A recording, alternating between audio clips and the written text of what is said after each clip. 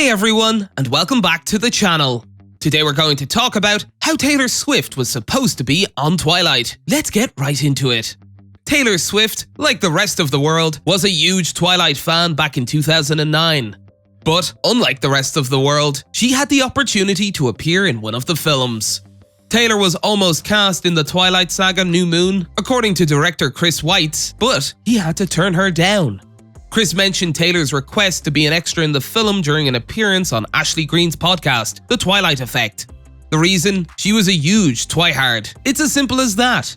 Taylor and Weitz happened to have the same agent at the time, so she jumped at the chance to appear in the film, according to the director. Chris explained, "Taylor Swift and I had the same agent at the time, and he said, 'Taylor, would you like to be in this movie? Not because of you, but she's a twihard.' Of course, Taylor didn't request a big role in the film. Instead, she just wanted a simple cameo. You remember the agent telling him, she will be someone at the cafeteria or the diner or whatever, but she just wants to be in this movie." While Chris considered the pitch at first, he had to say no, which he now regrets. Chris shared, "The hardest thing for me was to be like, the moment that Taylor Swift walks onto the screen for about 5 minutes, nobody is going to be able to process anything."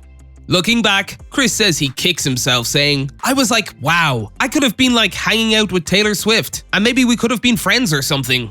Not only does he feel cheated out of the opportunity to meet Taylor Swift, but he also fears she was irritated by the situation.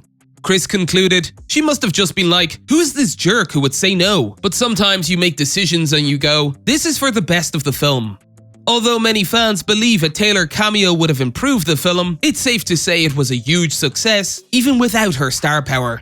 With over $3 billion in box office receipts, the Twilight Saga is easily the most successful vampire film franchise ever, and for good reason. Few themes remain perennially popular in film and television, and even fewer trends can be reignited by a single project.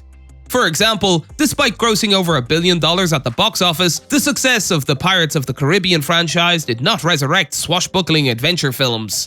Between the release of Twilight in 2008 and Breaking Dawn Part 2 in 2012, the Twilight films grossed a staggering amount of money at the box office. Despite negative reviews, the Twilight films grossed hundreds of millions of dollars and established the lead actors as stars. However, no vampire-themed series before or since has been able to match the Twilight Saga's impressive impact. Twilight's closest competitor only made a fraction of the money, and many successful vampire films never even got a single sequel, let alone an entire series. There are a variety of reasons why these projects will not be as successful as the Twilight Saga, ranging from target demographics, to release dates, to the nature of the stories themselves. With the original film grossing $400 million worldwide, its first sequel, New Moon, grossing $700 million, Eclipse grossing $698 million, Breaking Dawn Part 1 grossing $712 million, and Breaking Dawn Part 2 grossing $829 million, the Twilight Saga grossed over $3.3 billion in theaters. Eclipse, the most underappreciated Twilight film, was the least financially successful of the series and still ranks as the 134th highest grossing film of all time. For context, that is higher than the original Pirates of the Caribbean film, The Curse of the Black Pearl. The saga also accomplished the rare feat of earning more money with each new sequel, with the final Twilight film earning more than double what the original Twilight earned.